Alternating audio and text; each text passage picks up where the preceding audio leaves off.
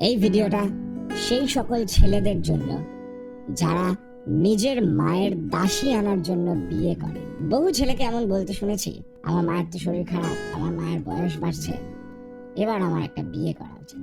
যদি মাকে সেবা করার জন্যই বিয়ে করতে হয় তাহলে সেই বিয়ে করো না। যে তোমার স্ত্রী হয়ে আসবে সে এমনি তোমার মায়ের, তোমার পরিবারের সেবা করবেন, কারণ তিনিও তখন সেই পরিবারের পার্ট। তারও শরীর খারাপ হলে তোমার মা বাবা তুমি সবাই মিলে তাকে সেবা করবে, এটাই তো ফ্যামিলি।